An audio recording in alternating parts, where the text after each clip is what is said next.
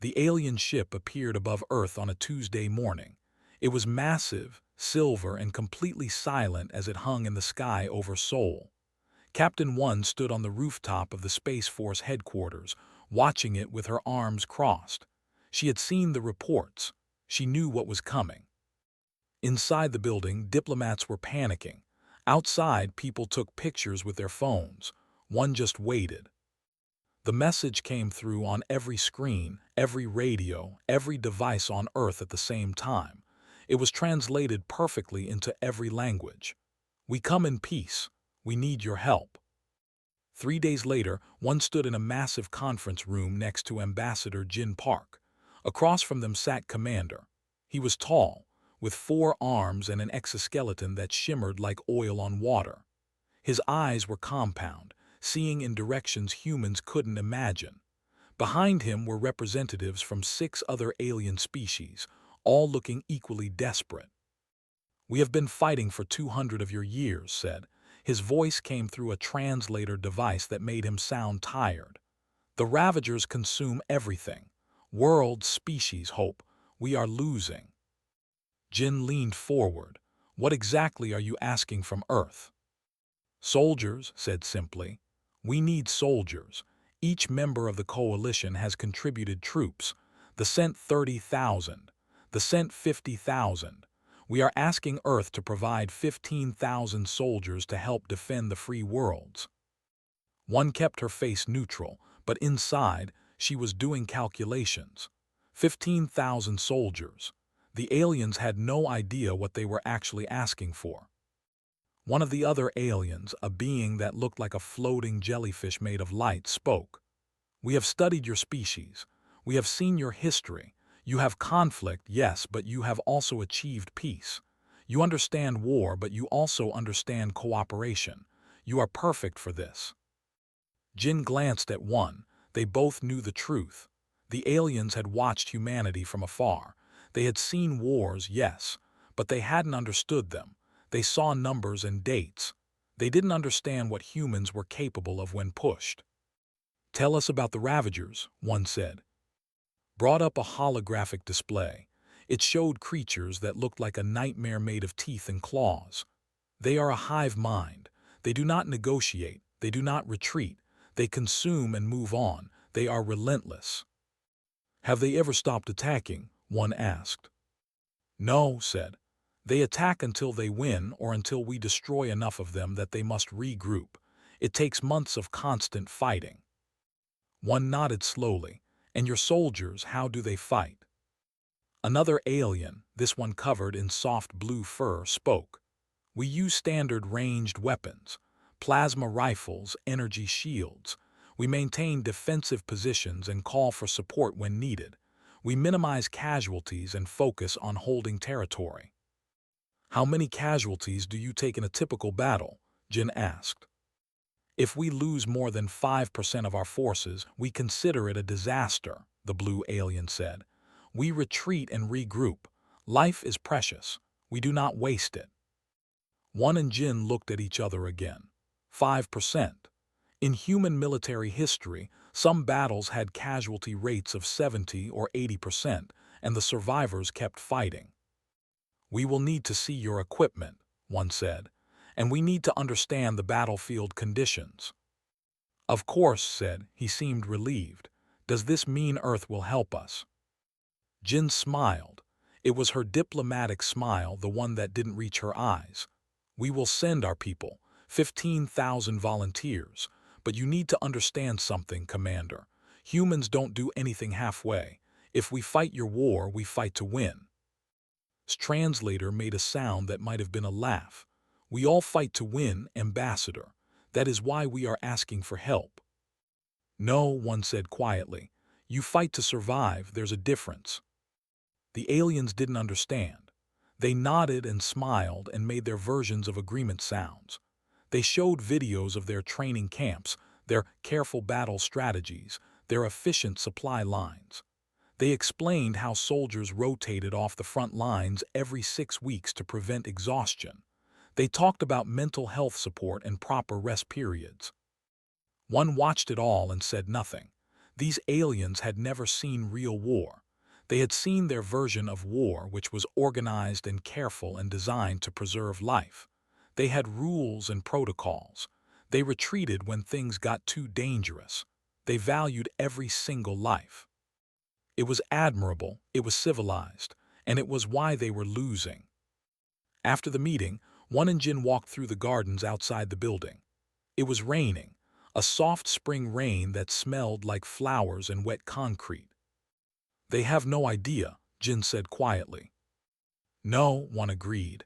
"They think we're like them, a little more aggressive maybe, a little more willing to fight, but basically the same." "Should we tell them?" One thought about it.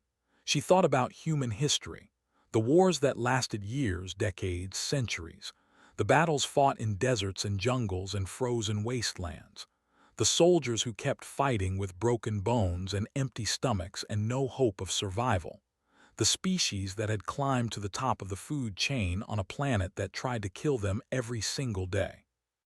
"No," she said finally. "Let them think we're sending soldiers. Let them think this will be like their wars, just with human faces." And when they realized the truth, One looked up at the sky. The alien ship was still there, waiting. By then, the Ravagers will already be running. Jin laughed, but it wasn't a happy sound. "You really think 15,000 will be enough?" "To beat the Ravagers," One shrugged. "Probably to scare our new alien friends, definitely." They walked in silence for a while. The rain kept falling. Somewhere in the city, people were celebrating first contact. They were excited about joining the galactic community, about seeing the stars, about being part of something bigger. They had no idea what was coming. The aliens had asked Earth for soldiers. They had asked politely, desperately, hopefully.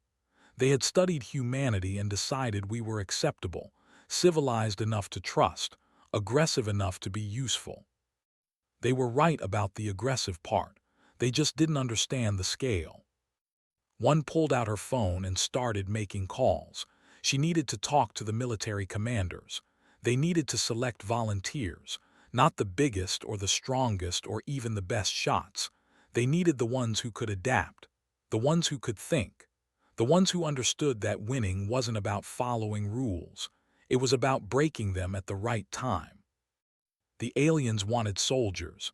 Earth would give them something much more terrifying. Earth would give them humans. Colonel Sung-ho walked through the training facility with his hands behind his back. Around him, 3,000 soldiers were doing morning exercises. Push-ups, pull-ups, running with heavy packs. Normal stuff. Beside him, Commander watched with what looked like concern.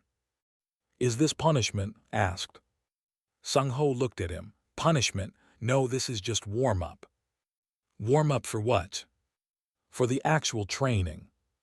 Translator made a confused sound. "But they have been exercising for 43 minutes already. Surely they are fatigued." Sung-ho smiled. "They're just getting started. We'll run them for another 2 hours, then start combat training." 2 hours? Seemed shocked. "Our soldiers exercise for 30 minutes per day. Medical experts say more than that causes unnecessary stress on the body." "Different bodies," Sung-ho said simply. He blew his whistle. "All right, let's move. 5-kilometer run, full gear, 30 minutes. If you're last, you run it again." The soldiers grabbed their packs and started running. They were laughing, joking, pushing each other. Watched them with his compound eyes showing something that might have been horror. In another part of the facility, Dr. Mi-sun Lee was interviewing potential volunteers. A young woman sat across from her, eager and bright-eyed. "Why do you want to volunteer?" Mi-sun asked. "Because someone has to," the woman said, "and I'm good at what I do." "What do you do?" "I shoot things and they stop moving." Mi-sun made a note. "Have you ever been in combat?" "Simulations, but my scores are high." "Scores don't matter in real combat," Mi-sun said. "What matters is what you do when everything goes wrong. When you're hurt, tired, scared, and alone. What do you do then?" The young woman thought about it. "I keep going. Because stopping means dying and I'm not ready to die yet. Mi-sun smiled. What's your name? Private Haewon Song. Welcome to the team, Haewon. The coalition observers were everywhere, watching everything. They took notes on human training methods, looking increasingly disturbed. They watched Sergeant teach a class on demolitions, showing soldiers how to make explosives from common materials. Why would they need to know this? One observer asked. We provide all necessary equipment. Overheard, because equipment fails, supplies run out. When that happens, we use what we have. Humans are good at improvising. But these methods are dangerous, the observer said. War is dangerous, replied. We just accept it. The real shock came during hand-to-hand combat training. Sung-ho stood in the center of a mat facing a large soldier. They bowed to each other, then began to fight. It was fast, brutal, and efficient. Blocks, strikes, throws. The kind of fighting designed to hurt people quickly. Stepped forward. Stop. Why are you teaching this? Wars are fought with ranged weapons. Energy rifles, plasma cannons. When would soldiers ever be close enough to strike with hands? Sung-ho helped his sparring partner up. When ammunition runs out, when weapons malfunction, when we're cornered and desperate, humans have been fighting with our hands for millions of years. It's in our bones. This is primitive, another alien said. Barbaric. Sung-ho's expression didn't change. Yes, it is, but it works. That night, the human soldiers ate dinner in the mess hall. The coalition observers ate with them, trying the food and looking uncomfortable. Human food was too spicy, too varied, too strange. The aliens ate carefully prepared nutrition paste that had all required vitamins and minerals. How can you eat this? One alien asked, watching a soldier eat something red and steaming. It's called hot sauce, the soldier said. Makes everything taste better. But it causes pain. Yeah, that's the point. The alien observer made notes. Humans voluntarily consume substances that cause pain for enjoyment. Later, during a briefing, the coalition officers shared their concerns with Won and Jin. Your training methods are too intense, they said. Soldiers are showing signs of physical stress. Minor injuries are common. This is not how modern armies operate. Your soldiers and our soldiers are different, one explained. Humans have high pain tolerance. We heal quickly. What looks like injury to you is just part of our training. But why train so hard? Asked. Why push them to exhaustion? Because the Ravagers won't care if our soldiers are tired, one said. They'll attack anyway. We need people who can fight when they're exhausted, hurt, and scared. The only way to prepare for that is to actually experience it. Looked at his notes. We have observed other concerning behaviors. Your soldiers do not sleep enough. They consume stimulants regularly. They engage in dangerous recreational activities during free time. Sung-ho, who was also in the meeting, laughed. You mean they drink coffee and play sports? These activities cause unnecessary risk, an alien said. One of your soldiers broke his arm during a recreational game yesterday. He should be in medical care for weeks.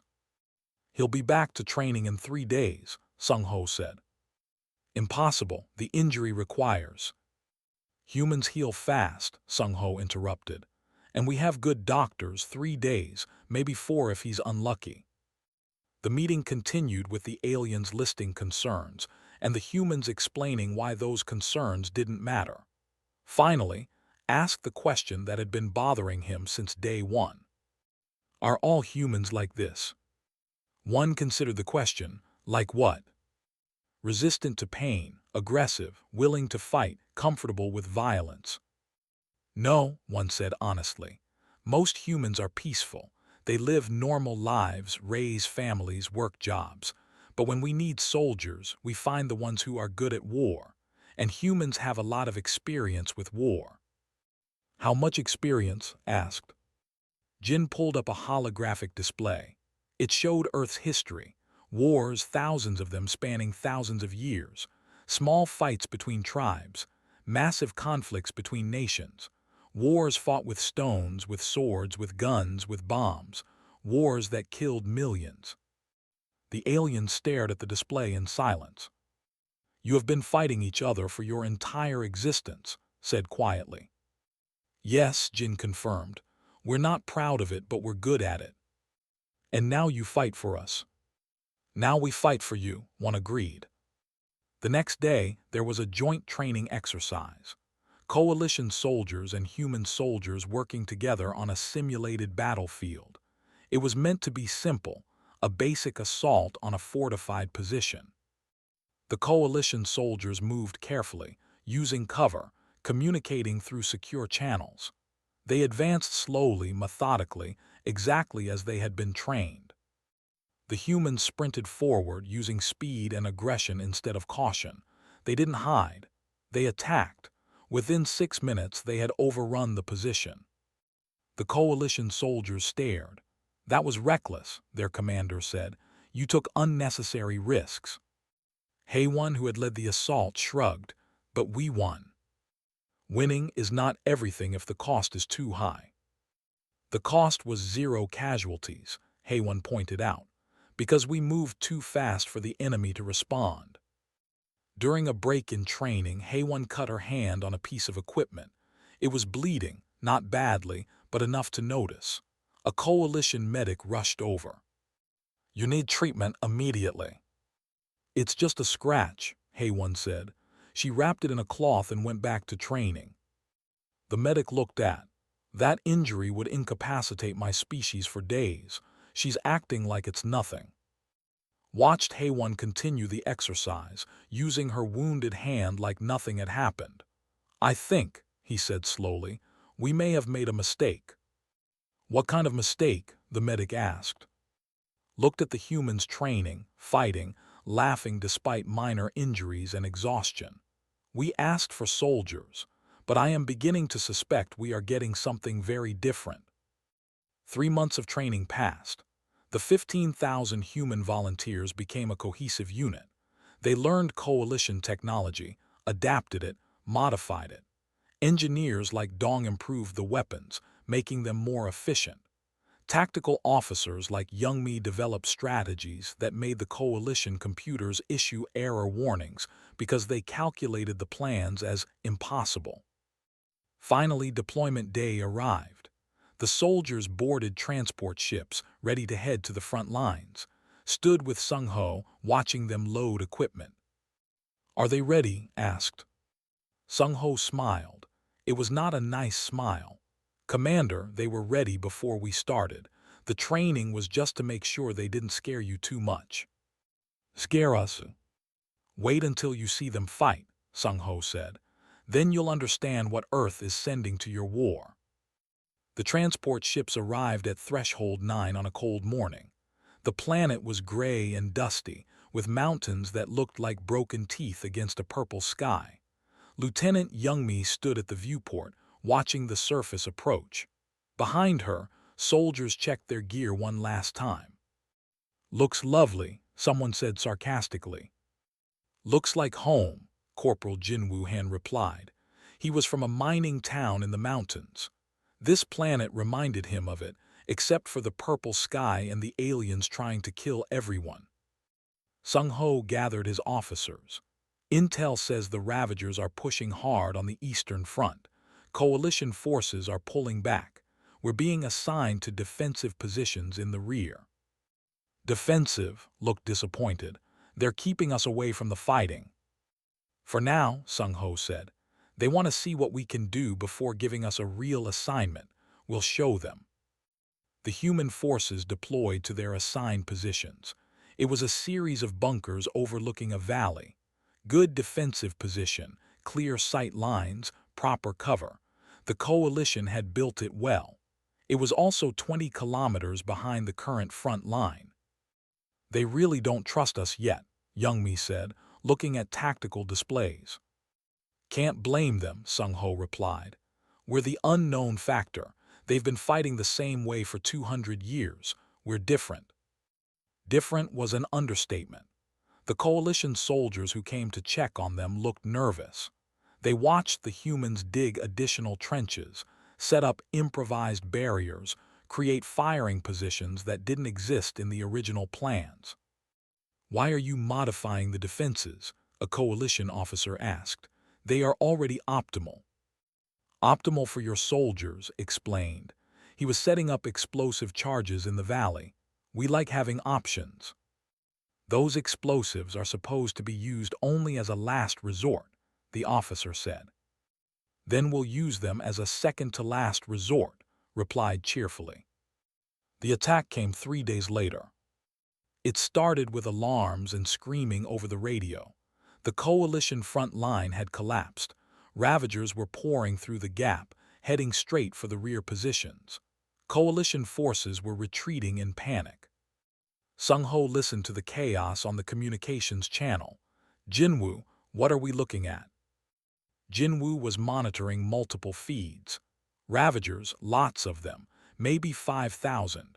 They broke through Coalition lines in the northern sector. Coalition estimates they'll hit our position in 40 minutes. Coalition forces running. They're calling for evacuation of all rear positions. Sung-ho looked at his officers. Youngmi was already pulling up terrain maps, was checking his explosives. Haewon was calmly loading magazines for her rifle. Chief Engineer Dong was modifying their defensive turrets. "Sir," Youngmi asked, "orders." Sung-ho activated the communications channel to all human forces. "All units, this is Ravagers incoming, estimated 40 minutes. Coalition forces are retreating. We are not. Hold this position. Prepare for contact." The Coalition officer who had been observing them stepped forward. "Colonel, you misunderstand. The order is to evacuate. This position cannot be held against 5,000 Ravagers." "Why not?" Sung-ho asked. "Because you have only 3,000 soldiers here. The defensive ratio is completely inadequate. You will be overrun." "Maybe," Sung-ho said. "Let's find out." The Coalition officer stared at him. "This is suicide." "No," Sung-ho corrected.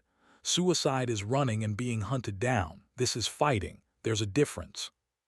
35 minutes later, the Ravagers appeared in the valley. They looked exactly like the briefings had shown. Insect-like bodies, multiple limbs, natural armor that could stop small arms fire.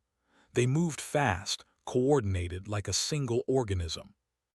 They were terrifying. The Coalition soldiers who saw them usually broke and ran. It was a natural response to an unnatural threat. The humans watched them come and smiled. "Range?" Sung-ho asked. 2,000 meters and closing," Youngmi reported. "Let them get closer." "Sir, Coalition doctrine says to engage at maximum range." "Coalition doctrine loses battles," Sung-ho replied. "Wait." The Ravagers entered the valley, filling it like a dark tide. 1,500 meters, 1,000 meters. They were making clicking sounds, communication between parts of the hive mind. "Now," Sung-ho said quietly, "press the detonator." The valley exploded. Not just small charges, but massive ones, placed in exactly the right positions to cause landslides. Rock and dirt crashed down on the Ravagers, crushing hundreds of them instantly. Before the dust even settled, Haewon and 1,000 other human snipers opened fire. Not wild spraying, but precise shots targeting Ravager weak points. Eyes, joints, the soft parts of their armor. The Ravagers, for the first time in 200 years of war, stopped advancing. They seemed confused. The Coalition always retreated at this point. Why were these soldiers attacking? "All units advance," Sung-ho ordered. The Coalition officer grabbed his arm. "Advance? Have you lost your mind? You hold the position and wait for support." Sung-ho pulled his arm free. "Holding is for people who want to survive. We want to win." He switched to the command channel. "Push forward, hit them while they're confused." 3,000 humans left their defensive positions and charged into the valley. It went against every military doctrine the Coalition had. You don't leave good cover. You don't advance into superior numbers. You don't attack when you could defend. But humans weren't following coalition doctrine. The Ravagers tried to respond. They were a hive mind good at coordinated attacks, but they had never faced an enemy that didn't behave predictably. The humans didn't form neat lines. They didn't advance slowly. They split into small teams, attacking from multiple angles, using the terrain, constantly moving. Dong had modified the portable energy shields to overcharge. They burned out after 30 seconds, but in those 30 seconds, they could take hits that would destroy a normal shield. Soldiers used them to get close, then discarded them and fought with conventional weapons. Jinwoo had hacked into the Ravager communication frequencies. He couldn't understand what they were saying, but he could broadcast on their channels. He played loud music, human war drums screaming. It disrupted their coordination. Youngmi coordinated the chaos with precision. She saw patterns in the Ravager movements and directed teams to exploit weaknesses. When one group of Ravagers tried to flank the human position, she had soldiers already waiting in ambush. The battle lasted 6 hours, 6 hours of constant fighting. Coalition forces monitored it from orbit, watching in shock as humans not only held the position but pushed the Ravagers back. Kilometer by kilometer, the humans advanced. A human soldier took a direct hit from a Ravager claw. It punched through his armor and into his shoulder. The soldier screamed, fell, then got back up. He switched his rifle to his other hand and kept fighting. Coalition medics rushed to him after the battle. "You should be dead," they said. "The wound is catastrophic." The soldier looked at his shoulder like he had just noticed it. "Huh, yeah, that hurts. You got anything for pain?" "You fought for 6 more minutes after receiving this injury." "Was I supposed to stop?" the soldier asked, genuinely confused. The final Ravager fell just as the sun was setting. The valley was silent except for human soldiers checking on each other. They had taken casualties. 73 dead, 200 wounded, but they had destroyed or routed 5,000 Ravagers. Sung-ho stood on a ridge, looking at the battlefield. Landed beside him in a coalition shuttle. The alien commander climbed out slowly, staring at the destruction. "You won," said quietly. "Yes." "You weren't supposed to win. You were supposed to retreat and wait for support." "We don't retreat much," Sung-ho said. "I watched the battle," continued. "I watched your soldiers continue fighting after being wounded. I watched them advance into danger instead of seeking safety. I watched them do things that should be impossible." "Nothing we did was impossible," Sung-ho said. "Difficult, yes. Dangerous, absolutely, but not impossible." Turned to look at him. "What are you?" Sung-ho considered the question. He thought about Earth, about humanity's long history of fighting and surviving and refusing to give up even when it made no sense. "We're what you asked for, Commander. We're soldiers, human soldiers, and now you know what that means." Later that night, after the wounded had been evacuated and the dead had been honored, the human soldiers sat around small fires. They were tired, hurt, and sad for the friends they had lost, but they were also satisfied. They had done their job. Haewon cleaned her rifle, the same routine she did after every training exercise. A young soldier sat next to her. "Was it always going to be like this?" he asked. "Like what?" "This intense, this close." Haewon thought about it. "Yes, when you fight humans, you fight from a distance and hope to win. When humans fight, we get close and make sure we win. It's just how we are." The young soldier nodded. He looked at his hands. They were shaking slightly. "I was scared." "Good," Haewon said. "Fear keeps you alert, just don't let it stop you." In orbit, coalition commanders were having emergency meetings. The battle footage was being analyzed by every military expert in the fleet. The same questions kept coming up. How did they win against such odds? Why didn't they retreat? How did wounded soldiers continue fighting? What kind of species does this? sat in his quarters, reviewing the footage again.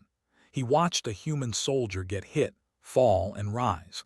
Watched them charge when they should have defended. Watched them turn a losing battle into a victory through sheer refusal to accept defeat. He finally understood what one had meant back on Earth. The Coalition fought to survive. Humans fought to win.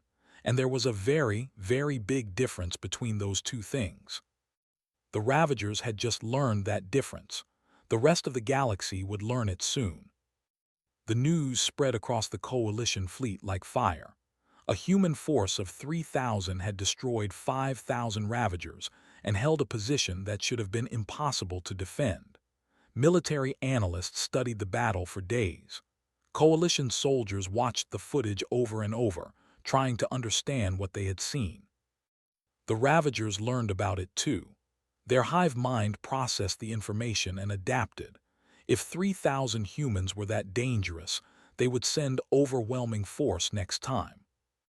2 weeks after the Battle of Threshold 9, the Ravagers attacked again. This time, they sent 15,000 warriors directly at the human positions. It was 3 times what they had sent before. The Coalition command sent urgent messages to Sung Ho. Evacuate immediately. You cannot hold against these numbers. Sung Ho read the message and laughed. It was not a happy laugh. Jinwoo sent a reply. Tell them we're not evacuating. What should I tell them we're doing instead? Jinwoo asked. Sung Ho looked at the tactical display showing the massive Ravager force approaching. Tell them we're going hunting. Youngmi looked up from her planning table. Sir, if we're doing what I think we're doing, I need authorization to implement Protocol Nightmare. Protocol Nightmare was something the human forces had developed during training. The Coalition didn't know about it. They wouldn't have approved it if they had known.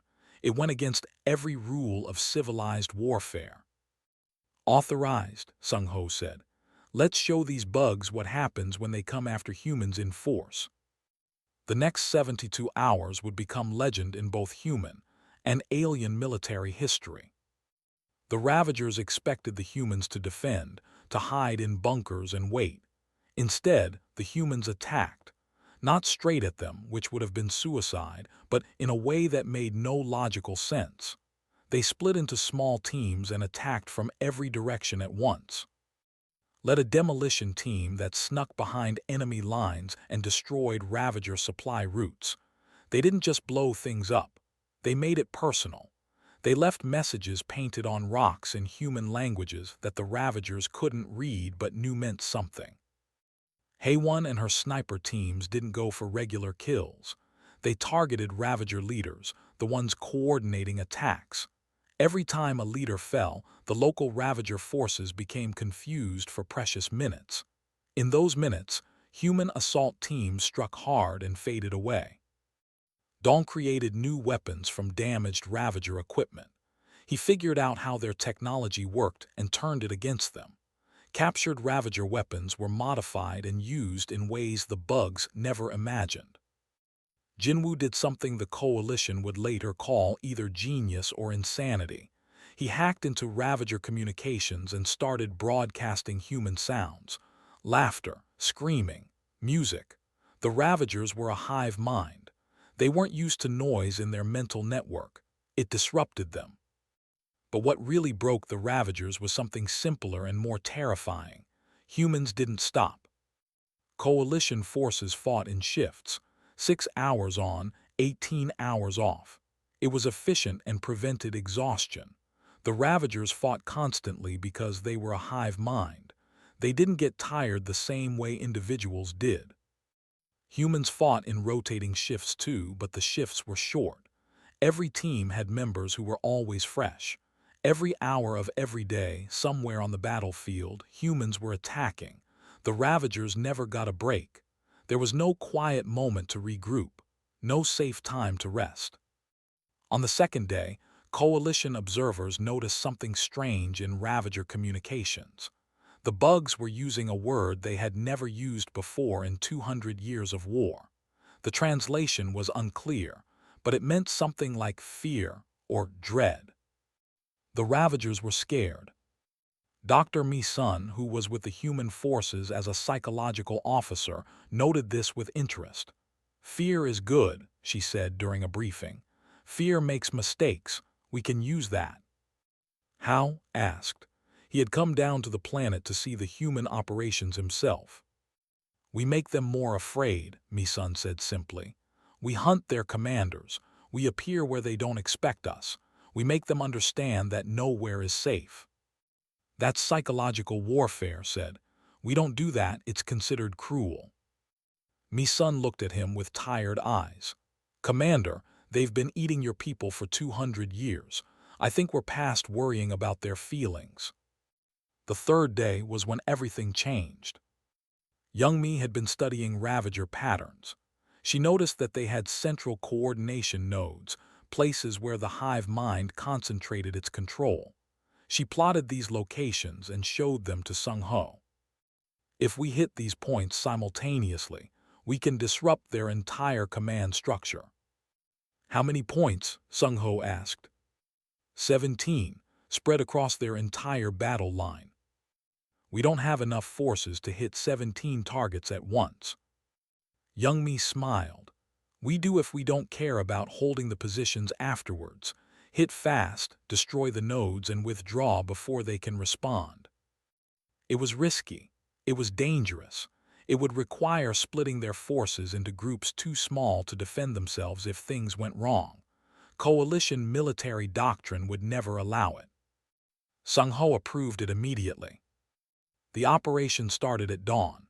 17 human teams struck 17 Ravager command nodes within a 5-minute window. They used every trick they had learned: explosives, hacking, direct assault, sniping. Some teams had only 50 soldiers. One team was just 12 people led by a sergeant who had previously been a school teacher. All 17 targets were destroyed. The Ravager forces across the entire sector fell into chaos. Without coordination, they were just animals. Dangerous animals, but not the unified threat they had been. Human forces exploited this ruthlessly. They pushed forward, taking territory, destroying isolated Ravager units. Coalition forces watching from orbit couldn't believe what they were seeing. Humans were advancing into territory the Coalition had lost years ago. They were taking it back with a force of 15,000 against a Ravager army of over 50,000. Stood in the command center, watching displays that showed human teams operating deep in enemy territory. "This is impossible," he kept saying. "The numbers don't work. They should be dead." "They're not dead," one said. She had come to the front lines to see the operations herself. "They're winning." "How?" One pulled up footage of a human soldier who had been injured in the shoulder during an attack. He had used his own belt as a tourniquet, switched his rifle to his other hand, and kept fighting. The wound would have killed most Coalition species within minutes. The human was still alive 3 hours later when medics finally got to him. "They don't give up," one said. "It's not in their nature. You put a human in an impossible situation and they'll either find a way to win or die trying, usually both." The casualty reports came in. Over 700 human soldiers had been killed. Another 1,000 were wounded. By Coalition standards, it was a disaster. By human standards, it was acceptable. The Ravager casualties were over 20,000. And for the first time in recorded history, Ravager forces began retreating not because they were destroyed, but because they chose to withdraw. They were running away. Coalition commanders held an emergency meeting. Representatives from all 7 member species were present. They watched the battle reports in silence. "They're not soldiers," one representative finally said. "Soldiers follow orders. Soldiers use approved tactics. Soldiers know when to retreat." "Then what are they?" another asked. Who had spent the most time with humans answered. "They're exactly what their planet made them. Earth is what we call a death world. Everything there tries to kill you. The weather, the animals, the plants, even other humans. They evolved in constant danger. Fighting isn't something they learned. It's something they are." Are we sure we want them fighting for us? A third representative asked. They're as terrifying as the Ravagers. More terrifying, corrected. The Ravagers are predictable. They attack and consume. Simple. Humans are creative. They adapt. They turn our own strategies against us and invent new ones we've never seen. They don't just fight to win. They fight to make sure the enemy regrets ever fighting them in the first place. The meeting continued for hours, but the conclusion was clear. The humans would keep fighting, because despite being terrifying, they were also winning. On the ground, Sung-ho gathered his officers. They were dirty, tired, and several were wounded. But they were alive, and they had driven back an enemy force that outnumbered them 3-1. Good work, Sung-ho said. It was the highest praise he gave. Grinned, his face was covered in dust and what might have been blood. Think we scared them? The Ravagers or the Coalition? Youngmi asked. Both, Haewon said. She was cleaning her rifle again, the same routine no matter what happened. Sung-ho looked at his people. Humans, soldiers, warriors, monsters depending on who you asked. The Ravagers are retreating. The Coalition is afraid of us. I'd say we accomplished our mission. What was our mission? Someone asked. Sung-ho smiled. To win, and to make sure everyone knows what happens when you ask Earth for soldiers. Far away in the Ravager hive mind, a new understanding spread. These creatures, these humans, they were not like other species. They were something new, something dangerous. The hive mind made a decision. Avoid the humans at all costs. The Coalition would learn soon enough that the Ravagers had started calling humans by a new name in their hive communications. The translation was imperfect, but it meant something like the things that don't stop, or the endless ones. Humanity had been asked to fight monsters. Instead, they had shown the galaxy that humans were the real monsters, and the galaxy would never forget it. 6 months had passed since humans arrived at the front lines. The war that had lasted 200 years was changing in ways no one had predicted. Captain One stood in the Coalition Council chambers. It was a massive room designed to hold representatives from hundreds of species. Today it was packed. Every seat was filled. Every screen showed the same data: human battle reports, casualty figures, territory reclaimed. Ambassador Jin Park stood beside her, waiting for the council to come to order. The mood in the room was tense. Some species looked grateful, others looked frightened, a few looked angry. The council speaker, a tall being made of crystalline structures, brought the session to order. We are here to discuss the human military contribution to the Coalition war effort. Colonel will present his report. Stepped forward. He had spent 6 months with the human forces. He had watched them fight, bleed, and win. He looked tired. The human military force numbered 15,000 soldiers when they arrived, he began. Current numbers are 12,153. We have suffered 2,847 casualties, 2,106 killed in action, 741 wounded but returned to duty. There was murmuring in the council. Those were terrible numbers by Coalition standards. A nearly 20% casualty rate would have caused most Coalition forces to withdraw completely. However, continued, in those same 6 months, human forces have eliminated approximately 63,000 Ravager warriors. They have reclaimed 19 worlds that were previously occupied. They have destroyed 12 Ravager hive ships. And most significantly, Ravager forces have begun withdrawing from sectors where humans are deployed. The murmuring grew louder. One representative stood up. 63,000 eliminations. That's impossible. No force of 15,000 could achieve those numbers. I have reviewed the battle reports personally, said. The numbers are accurate. Humans fight in ways we do not. They take risks we consider suicidal. They continue fighting when wounded. They adapt to situations faster than any species I have ever encountered, and they absolutely refuse to accept defeat. Another representative spoke, But the casualties, we cannot sustain losses like that. Looked at the representative. Those casualties are from 15,000 humans fighting against the primary Ravager battle fleets. In the same period, coalition forces lost over 80,000 soldiers while reclaiming only 3 worlds. The humans are more effective per soldier by a factor of 12. One watched the council process this information. Some were doing calculations. Others were arguing quietly with their neighbors.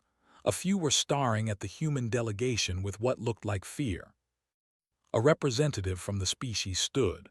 I have seen footage of human combat operations. They are brutal, savage. They employ psychological warfare. They show no mercy to wounded enemies. Is this how we want our war to be fought? Before one could respond, Jin stepped forward. You asked for soldiers. You asked us to fight your war because you were losing.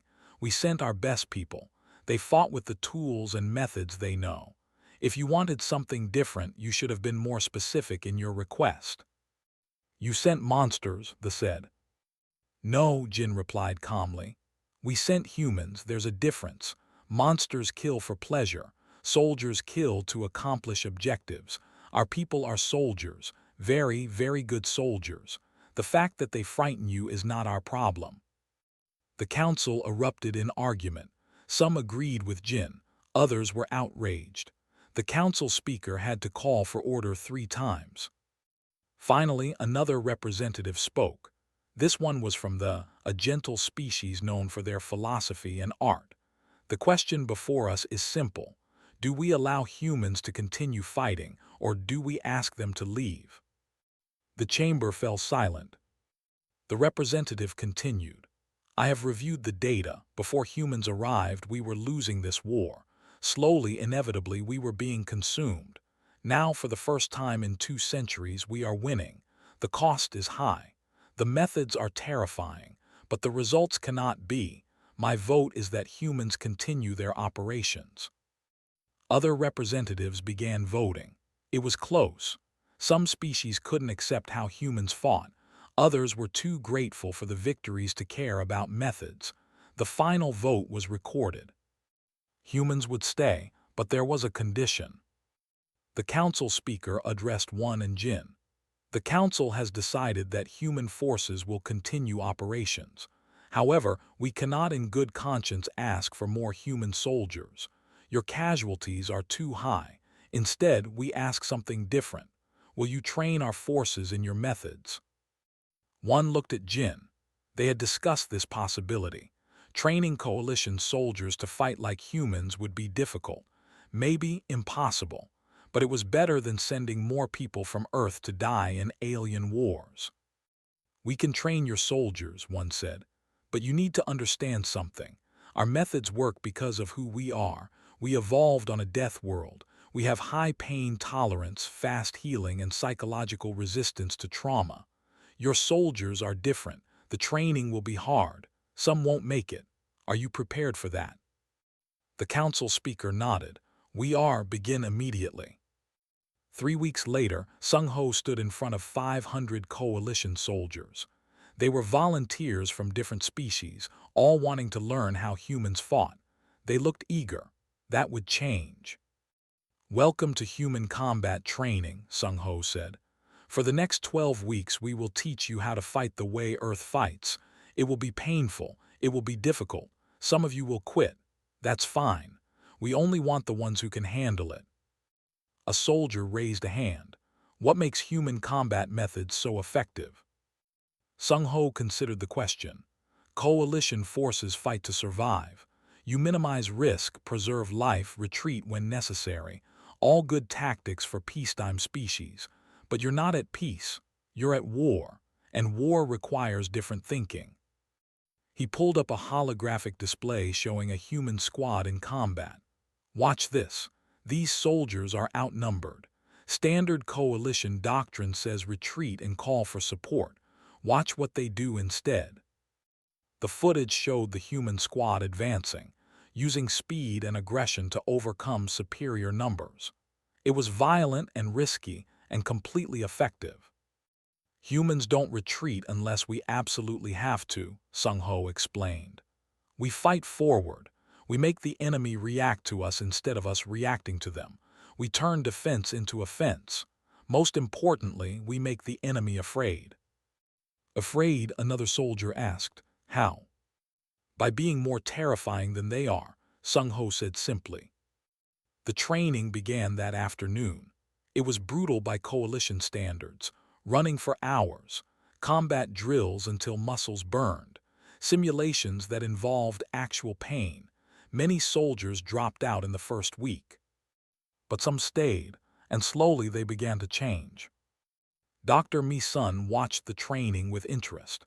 She was documenting the psychological changes in coalition soldiers who adopted human combat methods. They're learning, she told one during a review session. Not just tactics, but mindset. They're starting to think like warriors instead of soldiers. Is that good? One asked. For winning the war, yes. For the coalition as a peaceful society after the war, that's a different question. Meanwhile, human forces continued their operations. Hae-won, now promoted to lieutenant, led a sniper team that had become legendary. 247 confirmed eliminations had become over 500. The Ravagers had started avoiding areas where she operated. Had trained coalition engineers in human demolition methods. They were learning to be creative with explosives, to think beyond standard protocols. Young-mi was teaching coalition tactical officers about adaptive strategy. Stop following the plan when the plan stops working, she told them. Make new plans, make them fast, make them work. Dong was showing coalition engineers that equipment could be modified, improved, used in ways the designers never intended. Rules are for peacetime, he explained. In war, if it works, it's allowed. 4 months into the training program, the first coalition unit trained in human methods entered combat. They fought alongside a human unit against a Ravager incursion. The coalition soldiers performed well, using aggressive tactics and refusing to retreat when things got difficult. They took higher casualties than they were used to, but they won. Then something happened that no one expected. The Ravagers sent a communication. It was the first time they had ever attempted to talk instead of fight. The message was simple. They wanted to negotiate. The Coalition Council met in emergency session. The Ravagers had never negotiated before. They had never shown any interest in anything except consuming and expanding. Presented the analysis. They're afraid. Our intelligence has intercepted Ravager communications. They refer to humans as a species-level threat. They believe humans will not stop until every Ravager is dead. They want to negotiate before that happens. Will humans stop? A council member asked. One who was present for the meeting shrugged. If they stop attacking, we stop fighting. That's how it works. We don't fight for fun. We fight to win. If they surrender, we've won. The negotiations took 3 weeks. The Ravagers agreed to withdraw from all occupied coalition territories. They agreed to return to their home systems and stay there. They agreed to peace. The price was simple. Humans had to promise not to pursue them. The treaty was signed on a neutral station. Ravager representatives faced human, coalition, and other species delegators. The Ravagers looked at the humans with what could only be described as fear. When the treaty was finalized, one of the Ravager representatives spoke directly to Sung-ho. Your species is dangerous. We have consumed thousands of worlds. We have fought hundreds of species. None were like you. We're just humans, Sung-ho said. From Earth, we didn't start this war. We were asked to help. We helped. You did more than help. You broke us. We will remember this. We will not fight humans again. After the Ravagers left, there was a celebration on the Coalition flagship. Species that had been fighting for 2 centuries were finally at peace. Music played. People danced. There was joy. Sung-ho stood with his officers on an observation deck, watching the party but not joining it. They were soldiers. They had done their job, Now it was time to go home. "Think they'll call us again?" asked. "Hope not," Youngmi said, "but probably yes." Haewon was quiet, looking at the stars. "We showed them what humans can do. For better or worse, the galaxy knows about us now." "Is that bad?" asked. "It's different," Haewon said. "We're not just Earth anymore. We're the species that ended a 200-year war in 6 months. That comes with expectations." One joined them, Jin beside her. "Transport ships are ready. We leave tomorrow. All human forces are going home." "All the living ones, anyway," Sung-ho said quietly. He was thinking of the 2,000 who wouldn't be going home, the ones who had died fighting an alien war on alien worlds. "They'll be remembered," one promised.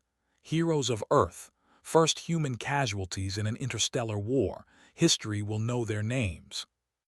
That night found one alone in a corridor. He had something he needed to ask. "What are you?" he said. It was the same question he had asked months ago, but now it had different weight. One smiled. "We're humans, Commander. We're from a death world where everything tried to kill us, so we learned to kill back. We learned to be stubborn, creative, and too mean to die easily. You asked for soldiers. We gave you the best we had." "You gave us monsters," said, but his voice wasn't accusatory. It was almost admiring. "We gave you what we are," one corrected. "Humans, and now you know what that means." Was quiet for a moment. "Will you come back if we need you?" "Depends, will you pay better?" one joked. "I'm serious." One smile faded. "If you need us, call, but understand something, Commander. Next time you'll know what you're getting. No surprises. No complaints about our methods. No horror when we do what we do best.